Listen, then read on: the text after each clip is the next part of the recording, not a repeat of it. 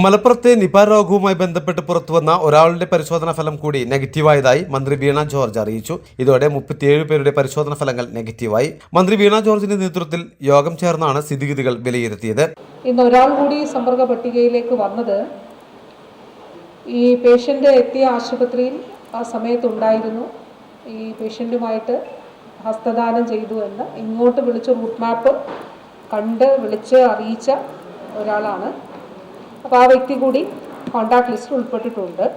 പുതുതായി 2 പേരെയാണ് സമ്പർക്ക പട്ടികയിൽ ഉൾപ്പെടുത്തിയിരിക്കുന്നത്. ഇവർ ഹൈറിസ്ക് വിഭാഗത്തിലുള്ളവരാണ്. സമ്പർക്ക പട്ടികയിൽ ഉൾപ്പെട്ടിട്ടുള്ള 81 പേർ ആരോഗ്യ പ്രവർത്തകരാണ്. 177 പേർ പ്രൈമറി കോൺടാക്ട് പട്ടികയിലും 90 പേർ സെക്കൻഡറി കോൺടാക്ട് പട്ടികയിലുമാണുള്ളത്. പ്രൈമറി പട്ടികയിലുള്ള 134 പേരാണ് ഹൈറിസ്ക് കാറ്റഗറിയിൽ മാറിയിരിക്കുന്നത്. രോഗലക്ഷണവുമായി 2 പേർ മഞ്ചേരി മെഡിക്കൽ കോളേജ് ആശുപത്രിയിൽ പ്രവേശിച്ചിട്ടുണ്ട്. ഇവരടക്കം 6 പേർ മഞ്ചേരി മെഡിക്കൽ കോളേജ് ആശുപത്രിയിലും 21 പേർ പെരിന്തൽമണ്ണ MES മെഡിക്കൽ കോളേജ് ആശുപത്രിയിലും അഡ്മിറ്റായി ചികിത്സ തുടരുകയാണ്. സമ്പർക്ക പട്ടികയിൽ ഉൾപ്പെട്ട മുഴുവൻ പേരുടെയും ശ്രമം എടുത്ത് പരിശോധിച്ച് രോഗമില്ലെന്ന് ഉറപ്പാക്കാനാണ് ആരോഗ്യവകുപ്പിന്റെ തീരുമാനം.